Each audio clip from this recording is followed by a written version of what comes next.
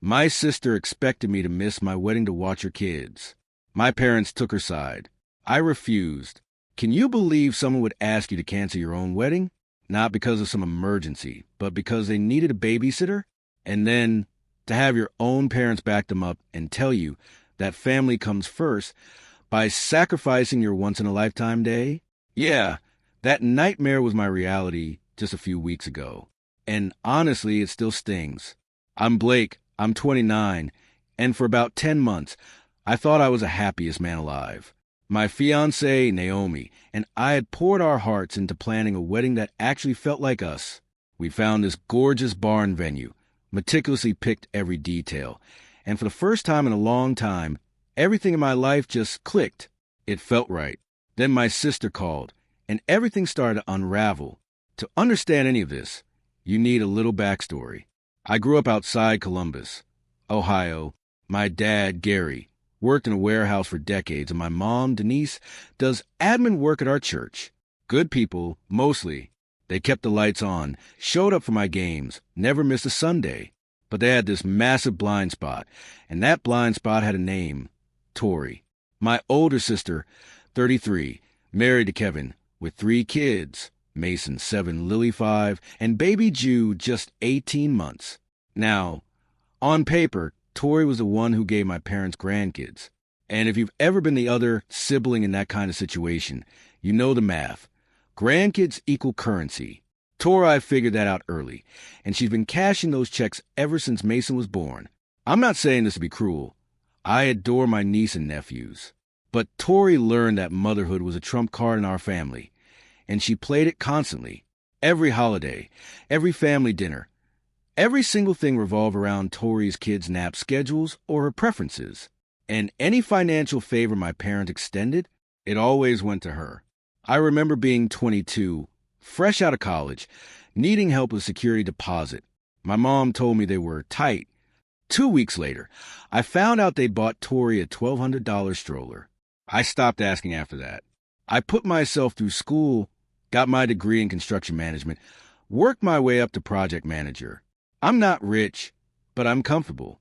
I learned that if I wanted something, I had to build it myself, because nobody in my family was going to hand it to me. And honestly, I'd made peace with that. Or so I thought. Then I met Naomi. Naomi Park. She's 28, a pediatric occupational therapist, and the kind of person who makes you want to be better without ever making you feel like you're not enough. We met through a friend at a cookout 4 years ago, and I swear, within 3 conversations, I knew my search was over. She's warm, incredibly patient, and funny in that quiet, brilliant way where you don't realize she's roasted you until 10 minutes later. Her parents, Jim and Son, treated me like family from day one. Her dad invited me fishing the second time I came for dinner. I'd never experienced in-laws who actually want to spend time with me. We got engaged last December, just the 2 of us on a hiking trail. She said yes before I could even finish asking. Our wedding was set for mid-October, a Saturday ceremony at that beautiful barn venue, about 40 minutes outside the city. 85 guests. Nothing extravagant, but it was ours. We were covering 60% of the costs ourselves. Naomi's parents picked up the rest, and my parents contributed $2,000 early on. My mom made sure I knew about that $2,000, mentioning it at least 4 times. For a while, things were actually going smoothly. Vendors locked, guest list finalized. Naomi's mom even handled the flowers because she genuinely loved doing it. My parents had 2 small, simple roles. Dad was doing a reading during the ceremony, and Mom volunteered to help with setup. Low stakes, or so I believed. Then, about 3 weeks before the wedding, my phone rang. It was Tori. That alone was unusual. Tori only calls when she needs something. We're not close, just surface-level texts on holidays. I picked up, and she launched into that fake pleasant voice she always uses right before she's about to ask for a favor. Small talk. How's wedding planning? How's Naomi? Jude's walking now. Classic warm-up. And then she dropped the bomb. So, Kevin got this incredible opportunity, she started. A major interview lined up in Charlotte, and it's on your wedding weekend. I waited, my stomach tightening. It's like a once-in-a-lifetime thing, Blake. If he gets this, It completely changes everything for us. But I need to go with him for support. You know how Kevin gets with big stuff. And I can't bring 3 kids on a trip like that. I still didn't say anything. So, I was thinking, she continued, her voice chirpy, what if you and Naomi just simplified things? You could do the courthouse thing, keep it low-key, and then do the big party later when everyone can actually be there. That way, I don't have to stress about the kids. Kevin doesn't miss this shot, and you still get married. I pulled the phone away from my ear, staring at it in disbelief. Did she just say that? Blake, are you there? You want me to cancel my own wedding so you don't have to find a babysitter. I asked, my voice flat. That's not what I said. I said simplify. There's a difference. Tori, we have 85 people coming. We have a venue, a caterer, a photographer. Naomi's dress is hanging in our closet. You're asking me to throw all of that away because Kevin has a job interview. It's not just an interview. It could change our whole financial situation. You don't have kids, Blake. You don't understand the pressure. I almost laughed. The thing about Tori is she's not loud. She doesn't scream. She wraps every demand in this exhausted mother packaging. And if you push back, suddenly you're the unreasonable one. You're the one who doesn't understand. You're selfish. I told her no, calmly. The wedding was happening as planned.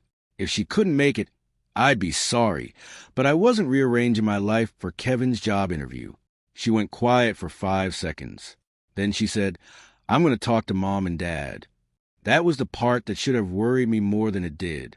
2 days later, Mom called. She'd clearly been briefed. She used the exact same language Tori had. Simplify. Be flexible. Family comes first. Blake, your sister's going through a really hard time. Kevin hasn't had steady work in almost a year. If this interview goes well, it could turn their whole situation around. Can't you just be a little flexible? Mom, the wedding is in 3 weeks. I know, honey, but family comes first. Naomi would understand. Have you asked Naomi? Because I can tell you right now she wouldn't. Then Dad got on the phone. Gary Herrera is a man of few words, and when he talks, he usually means it. Son, he said, your mother and I think you should consider what Tori is asking. This interview is important. We're all going to have to make sacrifices sometimes. Sacrifices for Tori. Again, I told them both the same thing I told Tori. The wedding was happening on the date we planned, in the venue we booked. I would love for them to be there, but it wasn't a negotiation. Mom started crying. Dad said I was being stubborn. I hung up, sat down on the couch, and just stared at the wall. Naomi came in from the kitchen. She could read my face before I said a word. What happened? I looked at her and said, my sister wants me to skip our wedding. Naomi sat down next to me, and I told her everything. The call with Tori, the follow-up with my parents, all of it. She listened, the way she always does. Fully, no interrupting, no jumping ahead. She just let me talk. When I finished, she was quiet for a second. Then she said, your sister asked you to cancel your own wedding so she doesn't have to hire a babysitter. And your parents agreed with her. Yeah. Okay. She nodded slowly. So what do you want to do? I want to marry you on October 19th, in that barn, with the people who actually give a damn about us. She smiled, not big or dramatic. Just that small, steady smile she does when she's already 3 steps ahead. Good. Then that's what we're doing. That was the last time either of us questioned it.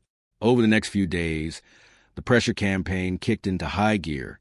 Tori started texting me multiple times a day, long, emotional messages about Kevin's fragile confidence, how this opportunity could save their family, how I was being rigid and cold. She even threw in a line about how she'd always been there for me, which was genuinely hilarious if you knew our history. She warned that if I went through with the wedding without her there, she'd never forgive me. I didn't respond to most of it. The ones I did, I kept short. The wedding is happening as planned. You're welcome to come. Copy, paste. My mom called every other day, each call with a different angle. First, guilt. Think about how your sister feels. Then bargaining. What if you just moved it to November? Then The nuclear option. If you go through with this, your father and I might not be able to be there either. That one landed. I won't pretend it didn't. I sat with that for a full day. The idea of getting married without my parents in the room. It hurt, not because I needed their approval, but because a small, stupid part of me still wanted them to choose me, just once. But I knew the pattern. This was what they always did. They applied pressure until I folded, and then everyone pretended the fold was my idea. I'd done it 100 times. Not this time. I called my Uncle Marco that evening. Marco is my dad's younger brother, 57, retired electrician, runs a small property management business. He's the one person in the Herrera family who says exactly what he thinks. Growing up, he was the uncle who showed up to my baseball games when my parents were busy with Tori's dance recital. He taught me how to change a tire. He told me once, when I was about 16, "Your parents love you, Blake. They just don't know how to love you and your sister at the same time." That stuck with me. I told Marco what was happening. He sighed, but didn't sound surprised. "Yeah, your dad mentioned something about this. Called me last week asking if I thought you were being unreasonable. What did you tell him?" I told him he was out of his mind. "You're getting married, for crying out loud. What's unreasonable about that?" What did he say? He got quiet and changed the subject. You know how Gary is. I asked Marco if he'd be willing to step into a bigger role at the wedding. Maybe do the reading Dad was supposed to do. Help with setup in place of Mom. He didn't hesitate. "Whatever you need, kid, I'll be there." That conversation helped. But what happened next is where things got genuinely ugly. About a week after the initial blow-up, Tori sent me a text that said, "Mom and Dad need their $2,000 back. Emergency." No explanation. No details. Just that my parents had given me that money months ago as a wedding contribution. It wasn't a loan. It wasn't conditional. My mom had handed me the check and said, "We want to help." But Tori was the one asking for it back, which was already strange. I tried calling Mom directly. No answer. I texted Dad. He replied with, "We'll explain later. Just send it to your mother's account." I didn't love it, but I sent the $2,000 back to Mom's Venmo. I told myself, whatever the emergency was, it was their money originally, and I didn't want to be the kind of person who held that over anyone's head. Naomi and I had budgeted for the wedding without counting on that money. Anyway, we'd figure it out. 2 days later, I was on the phone with Marco about setup logistics. Right before we hung up, he paused. "Hey, can I ask you something? Did your folks ask for that wedding money back?" My chest got tight. "Yeah. How do you know?" "Because I was at your parents' house yesterday, dropping off a drill your dad borrowed. I walked into the kitchen while they were talking, and your mom was on the phone with Tori. She was reading off what sounded like a travel itinerary. Hotels, flights, something about interview clothes for Kevin." He didn't say anything more. "Blake, that money isn't for an emergency. They gave it to Tori for the Charlotte trip." I sat there, my phone pressed against my ear, and felt something shift. Not anger, exactly, not sadness. More like the last lock clicking shut on a door I'd been trying to keep open for years. They asked for my wedding money back so they could fund Tori's husband's interview trip. They told me it was an emergency. Tori was the one who relayed the message, which meant she orchestrated it. I pulled up the Venmo transaction on my phone. There it was. $2,000 sent 4 days ago to Denise Herrera. "Blake, you still there?" "Yeah, I'm here. Listen, there's something else you should know about that interview." "What do you mean?" Marco exhaled slowly. "Kevin posted something on Facebook a couple days ago. I don't think he realizes I follow him. It was some kind of promo flyer. I didn't get a great look at it, but it didn't look like any job interview I've ever seen. It looked more like a conference. One of those things where you pay to attend." My jaw tightened. Like a seminar? Like one of those pyramid scheme things. Leadership Summit. That's what it said. I took a screenshot, but I didn't want to say anything until I was sure. I leaned back in my chair and stared at the ceiling. My parents cashed out my wedding contribution to fund an MLM summit that my sister was selling them as a job interview. Can you send me that screenshot? Already pulling it up. My phone buzzed. I opened the image. It was a bright, aggressively designed flyer for something called Apex Elevation Leadership Summit in Charlotte, North Carolina, a 2-day event. Registration fee, $1,500. Keynote speakers with titles like Chief Vision Architect. The whole thing reeked of the kind of operation that sells you a dream and charges you for the privilege. Kevin had shared it with a caption that said, "Investing in myself. Big things coming." I zoomed in on the date. It was the same weekend as my wedding. Naomi was sitting across the room, reading. She looked up and said, "You okay?" I turned the phone toward her. She read it. Then she looked at me with an expression I'd never seen from her before. Not sadness, not anger, something closer finality. "So, it was never an interview." "No, and your parents gave them our wedding money for this." "Yeah." She set her book down and folded her hands. "What do you want to do?" And for the second time in a week, I gave her the same answer. "I want to marry you on October 19th. Here's the thing about being the overlooked kid in a family like mine. You learn to operate without backup. You learn to plan quietly, move without announcing, and never, ever show your hand until you're ready. I didn't confront my parents about the money. I didn't call Tori to ask about the fake interview. I didn't post anything. I didn't vent to anyone except Naomi and Marco. I just got to work. The first thing I did was sit down with Naomi and audit every single responsibility my parents had in the wedding. It wasn't much, but it was enough to matter. My dad's reading during the ceremony. My mom helping with setup. My mom was also supposed to coordinate with the florist on delivery timing because she'd volunteered for it months ago. We reassigned everything. Marco took the reading. He picked a passage he liked, and I told him he could say whatever he wanted. Naomi's mom's son took over florist coordination without even blinking. Her exact words were, "I was already going to be there at 7 anyway." Naomi's dad, Jim, and her brother, Daniel, offered to handle setup. They'd done it for Daniel's wife's birthday party at the same venue 2 years ago, so they already knew the layout. Within 48 hours, my parents had zero logistical involvement in the wedding. They didn't know that yet. As far as they were concerned, they were still part of the plan. I just quietly made sure that if they pulled out, nothing would break. That part felt clinical, almost too easy. But here's where I had to be careful. Because I wasn't trying to blow up my family. I wasn't trying to humiliate anyone. I was trying to protect the one day that mattered most to Naomi and me. Everything I did from this point on was about insulation, not revenge. I did, however, want to understand exactly what Tori was doing, not to use it as a weapon, but because I was tired of operating on half-truths.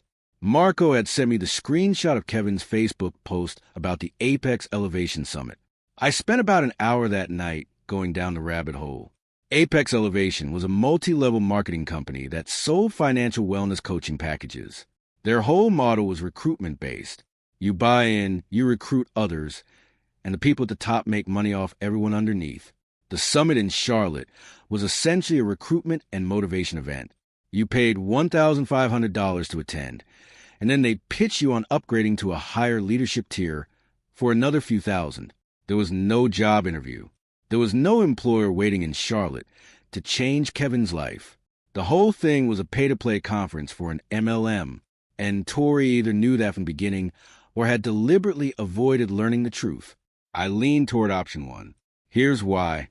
I scrolled further back through Kevin's Facebook. He'd been posting about Apex Elevation for about 2 months. Subtle stuff at first. Motivational quotes with the Apex logo.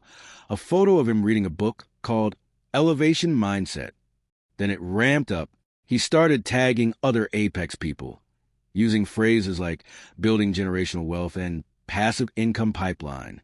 One post said, "If your family doesn't support your vision, find a new circle." He posted that 11 days before Tori called asking me to cancel my wedding. What really caught my attention was a comment Kevin left on someone else's Apex post about a month back. It said, "My wife is handling the family side, so I can focus on the business. She's my secret weapon." That told me everything. Tori was an innocent bystander. She was actively clearing the path for Kevin's MLM career, and my wedding was just the latest obstacle. I saved all of it. Screenshots, dates, timestamps. Not because I was planning some big reveal, but because I knew my parents. I knew that when the moment came, they'd rewrite the story. They'd say they didn't know. They'd say Tori told them it was a real interview. And I wanted to be able to calmly, factually correct the record if I had to. In the meantime, I kept things normal. That was the hardest part. My mom called the following Sunday, her voice strained but trying to sound casual. She asked if I thought more about what Tori suggested. Mom, the wedding is on the 19th. That hasn't changed. I just think if you talked to your sister and really listened, you'd see her side. I hear her side. I just disagree with it. She sighed that heavy, disappointed sigh she perfected over the years. Your father, and I don't want to miss your wedding, Blake. But we also can't just abandon Tori when she needs us. Nobody's asking you to abandon anybody. I'm asking you to come to your son's wedding. It's not that simple. It really is. That call ended the way they all did. Her tearful, me steady, nothing resolved. But I noticed she never once mentioned the $2,000, because she knew what that money was actually for. And she knew I'd send it back without a fight. In her mind, that chapter was closed. The next 10 days were quiet on the family front. Tori stopped texting. My parents went mostly silent, except for one brief text from my dad that said, "We're still figuring things out." I didn't respond. Meanwhile, the wedding machine kept running.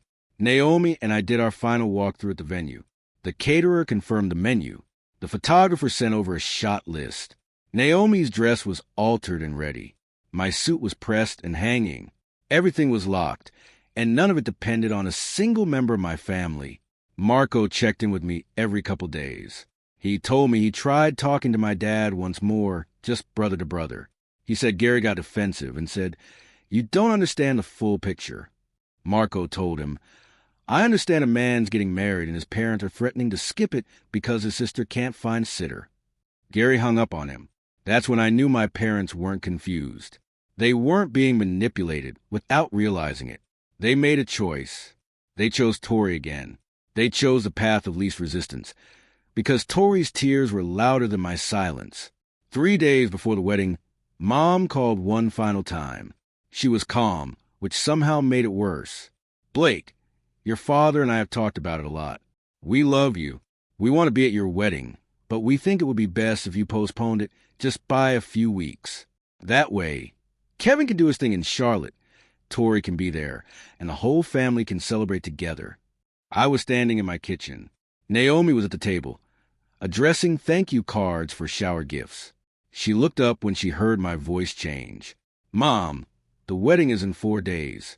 Every vendor is paid. Every guest is confirmed. Naomi's parents have plane tickets. Her grandmother is driving in from Michigan. This is happening. But if you just waited a little while, everyone could be there. Everyone who wants to be there will be there." Long pause. Then quietly, "You're making a mistake, son." I think that was a sentence that finally sealed it for me. Not because it was harsh, because it was honest. She genuinely believed that choosing my own wedding over Tori's demands was a mistake. That's how deep it ran. "I guess we'll see," I said. I hung up. The next morning, my phone lit up with a group text. Tori had sent a message to the entire extended family. Aunts, uncles, cousins, people I hadn't talked to in years. The message said, "I just want everyone to know that Blake has decided to exclude me from his wedding because I can't attend due to Kevin's career opportunity. He refused to adjust the date, even slightly, and my parents are heartbroken. I don't want to cause drama, but I think the family deserves to know what's happening." I read Tori's group text 3 times. Then I set my phone face down on the counter and poured a cup of coffee. Naomi picked up her phone a few seconds later.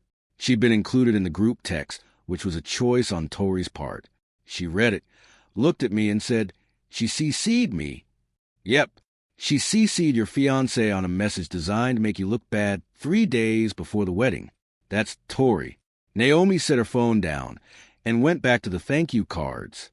"Okay, I'm done caring about this." I wish I could have been that clean about it, but within the hour, my phone started going off. Aunt Linda called. Cousin Marcus texted. My mom's sister Phyllis sent me a paragraph about how weddings should bring families together, not tear them apart. Most of them had only heard Tori's version. Most of them assumed I was the one being difficult. The smart move was to not engage. Every family conflict expert will tell you that. Don't feed the drama. Stay above it. Let the noise die down. But I also knew my family, and I knew silence would be read as guilt. So I sent one message to the group thread. 1. Hey everyone, the wedding is on October 19th as planned. It's been planned for 10 months. Everyone is invited, including Tori. She and Kevin chose to schedule something else that weekend, and I respect that, but I'm not rearranging the wedding around it. I hope to see as many of you there as possible. That's all I'm going to say about this. Short, factual, no emotion, no accusations. It worked on about half the family. Aunt Linda called back and said, "Okay, I think I got a one-sided story. We'll be there, honey." Cousin Marcus sent a thumbs up. A few others went quiet, which I took as neutral, but Tori wasn't finished. She responded in the group text within minutes. "Wow, Blake, real nice. You could have just called me privately, but I guess you want an audience. This is exactly what I was talking about." I didn't respond. Naomi put her hand on my arm and said, "Don't." I didn't. The next 36 hours were tense. My parents hadn't said a word since the group text went out. No calls, no texts, complete radio silence. I didn't know if they were coming to the wedding or not. Part of me wanted to call and ask. A bigger part of me knew that asking would be giving them power they hadn't earned. Then Marco sent me a text that changed everything. Check Kevin's Facebook. Posted 20 minutes ago. I opened the app, and there it was. Kevin had posted a photo of himself and Tori at the airport, both smiling. Caption, Charlotte bound. Apex Elevation Leadership Summit. Here we come. If you're not investing in your future, you're falling behind. Next level mindset, next level life. He tagged Apex Elevation's official page. He'd used 4 hashtags, including one that said #BossLife. And he geotagged the Columbus airport. They were leaving for Charlotte 3 days before my wedding, and Kevin had just publicly broadcast that it was an MLM summit, not a job interview. I stared at my phone, then looked at Naomi. He posted it. Posted what? I showed her. She read it slowly, then closed her eyes for a second. When she opened them, she said, "So, your parents gave back your $2,000 for this?" "Yeah." "And they told you it was an emergency?" "Yeah." "And your sister told everyone it was a career opportunity?" "Yeah." Naomi took a breath. "Send it to your parents." I almost didn't. Seriously, I sat there for a full 5 minutes debating it. Part of me thought, what's the point? They made their choice. Let them find out on their own eventually. But the other part of me, the part that had been quiet and reasonable and accommodating for 29 years, that part was done letting other people control the narrative. I took a screenshot of Kevin's post. I sent it to my parents. No caption, no commentary. No, I told you so. Just the image. Then I waited. My dad called 41 minutes later. I know because I checked the timestamp after. "Blake." His voice sounded different. Flatter. "Hey, Dad." Long pause. I could hear my mom in the background, but I couldn't make out what she was saying. "Your mother and I saw what you sent." "Okay. Is this what Tori told you was an interview?" "She didn't tell me what it was." "Dad, she told you it was an interview. She told me to cancel my wedding." Another pause. Longer this time. "We didn't know it was one of those seminar things." "You didn't ask either." He didn't have a response for that. "The $2,000 you asked for back, the emergency, that was for this. 4 flights and hotels and a $1,500 registration fee to attend an MLM pitch disguised as a leadership summit." My dad exhaled hard. The kind of breath that comes from someone realizing they've been had and doesn't know what to do about it. Blake, he stopped himself. My father has never apologized for anything in his life. Not because he's proud, but because he genuinely doesn't know how. His whole generation of men in our family just moved on and hoped the damage healed itself. We should have asked more questions. "Yeah, Dad, you should have." "Are we still welcome at the wedding?" That question hit me harder than anything else in this entire mess. Because despite everything, despite the pressure campaign, the money, the favoritism, the threats, he was asking if he could still come to his son's wedding. And the fact that he had to ask told you everything about how far things had gone. You were always welcome. Dad, both of you. That was never the part one had a problem with. He went quiet again. Then, softly, we'll be there. Okay. Blake. Yeah. Don't tell your sister I called.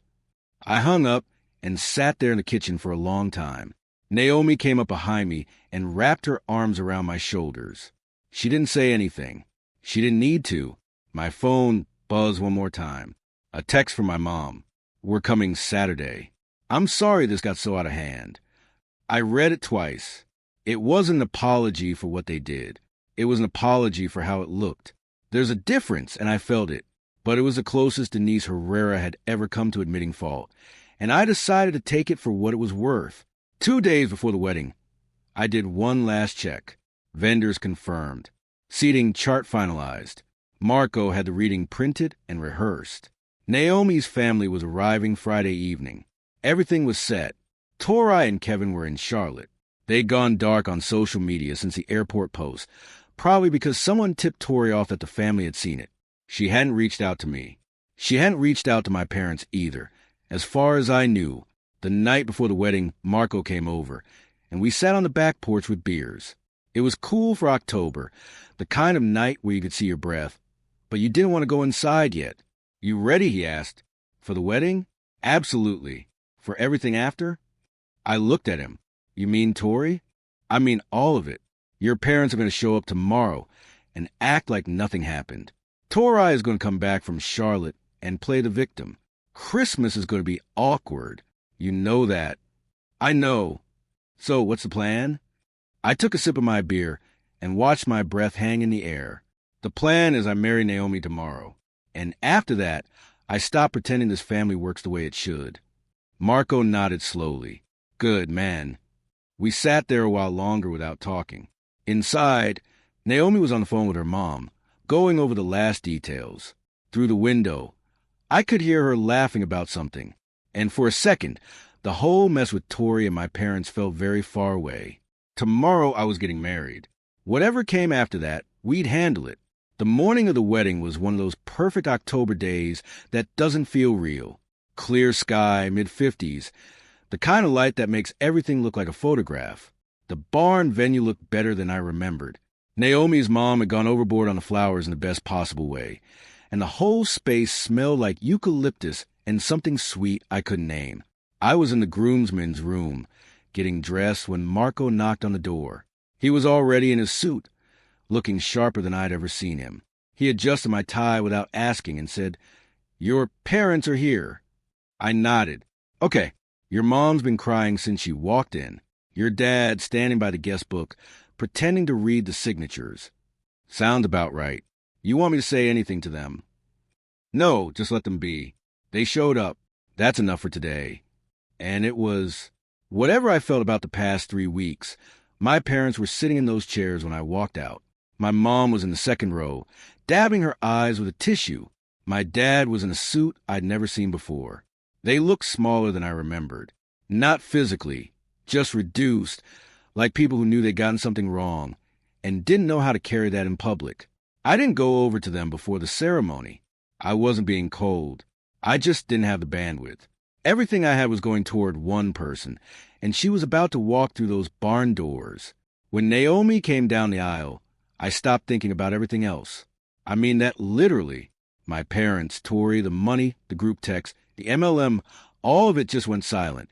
She was wearing this dress with long sleeves and lace that caught the light from the windows, and she was smiling at me like I was the only person in the room. Her dad, Jim, walked her down, and I swear that man was holding it together by a thread.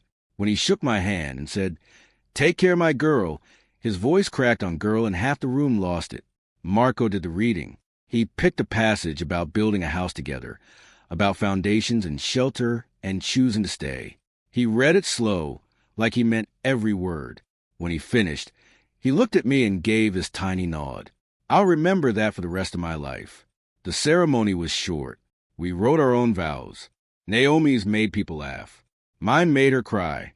We kissed, and 83 of the 85 people we had invited were there to see it. 2 were in Charlotte. The reception was everything we wanted. Good food, warm room, people who loved us. Naomi's brother Daniel gave a toast that started with a story about the first time I came to their family dinner and accidentally sat in their dead grandfather's chair, which apparently is a thing in Korean families. He said Blake didn't know the rules yet, but he sat down like he belonged, and Naomi looked at him like he did. That was the moment I knew. My parents stayed through the reception. My mom hugged Naomi and said, "You look so beautiful." My dad shook my hand and said, "Good ceremony, Blake." No big speeches, no tearful reconciliation, just a handshake and a sentence. Somehow, that felt more honest than anything he could have rehearsed. They left around 9. They didn't stay for the last dance. Naomi's parents stayed until the venue kicked us out. Jim helped stack chairs. Son packed up the leftover flowers and insisted we take them for the hotel room. That's the kind of family I'm married into. Now, here's where I need to tell you what happened after. Tori and Kevin got back from Charlotte 2 days after the wedding. From what I pieced together later, the summit went about as well as you'd expect. Kevin came home fired up and immediately started recruiting friends and family into Apex Elevation. He called Uncle Marco, who told him to lose his number. He messaged 3 of our cousins, all of whom declined. Within a month, Kevin had burned through most of his contact list and sold exactly 0 coaching packages. Tori, meanwhile, was doing damage control. She sent me a congratulations text a day after the wedding, then a longer one a week later about how she hoped we could talk like adults. I didn't respond to either. 2 weeks after the wedding, my mom called. She sounded exhausted. She told me Tori was upset that I hadn't replied and asked if I could extend an olive branch. "Mom," I said, "Tori lied to you and Dad about Kevin's interview. She got you to ask for my wedding money back to fund an MLM trip. She sent a group text to the entire family trying to make me look bad, and she chose a pyramid scheme seminar over my wedding. I'm not the one who needs to extend anything." Long silence. She said Kevin told her it was an interview at first, and she didn't find out until later. "Mom, Kevin was posting about Apex Elevation on Facebook for 2 months before the trip. Tori commented on 3 of those posts with heart emojis. More silence. Then, "I need to go. I'll call you later." She didn't call for 2 weeks. The fallout with my parents was slow and uneven. There was no big confrontation, no dramatic scene where everything got resolved in one conversation. It was more like a gradual recalibration. My dad started calling me every Sunday. Short calls, 5 or 10 minutes. He'd ask about work, ask about Naomi, tell me about something he saw on TV. He never brought up Tori or the wedding. I think that was his version of an apology, showing up consistently for the first time, even if he couldn't say the words. My mom was harder. She carried guilt the way she carried everything, heavily and in silence. About 6 weeks after the wedding, she mailed Naomi and me a card. It said, "I'm proud of the family you're building. I'm sorry I almost missed it." Naomi read it and looked at me and said, "That took a lot for her." She was right. I wrote back a short note, told her I loved her and that we figured things out. But I also set a boundary I'd never set before. Going forward, my relationship with them was separate from whatever was happening with Tori. No more triangulation. If Tori had a problem with me, she could bring it to me directly. My mom said she understood. Whether she actually did, time will tell. As for Tori, we haven't spoken once since the wedding. I heard through Marco that Kevin's Apex Elevation venture collapsed by Thanksgiving. He'd spent over $4,000 total and sold exactly 0 coaching packages. They were in credit card debt.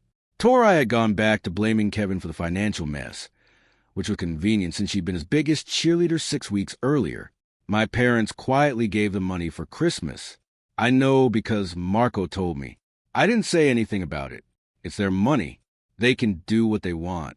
I just made peace with the fact that the pattern probably won't change. Tori will always need rescuing, and my parents will always reach for their checkbook. The difference now is that I'm not standing in the splash zone. Christmas was small. Naomi and I hosted Jim and son, plus Marco and his wife, Linda. We cooked too much food and played cards. And Marco told a story about the time my dad got stuck on a roof in 1994 that had everyone crying with laughter. It was easy. It was warm. It was the kind of holiday I'd been wanting my whole life without realizing it. My parents came over the day after Christmas, just for a couple hours. They brought pie. My dad asked me about a project I was running at work. And for the first time in a long time, he actually listened to the answer. It wasn't perfect. It wasn't the family I used to wish for, but it was honest, and I'd rather have that. Tori wasn't there. She wasn't invited. Maybe one day we'll get to a place where we can be in the same room again. Maybe not. I'm not forcing it. A few nights ago, Naomi and I were sitting on the couch after dinner. She was leaning against me, doing something on her phone, and I was half watching a game, and she said, without looking up, "Do you regret any of it?" I thought about it for a second. "No," I said. "I regret that it had to happen, but I don't regret what I did." She turned her head and looked at me. For what it's worth, I'd marry you again, even with all the drama, even with the group text, especially with the group text. I laughed. That's how I knew you were serious. She went back to her phone, and I sat there thinking about how weird it is that the worst 3 weeks of my family life led me straight into the best thing that ever happened to me. I didn't skip my wedding. I didn't simplify. I didn't postpone. I showed up, and so did the people who mattered. If you take anything from this, let it be that. You don't have to burn your family down. You just have to stop setting yourself on fire to keep them warm. What about you? Have you ever had to draw a line with family to protect your own happiness? What would you have done in my place? I really want to know what you guys think in the comments below.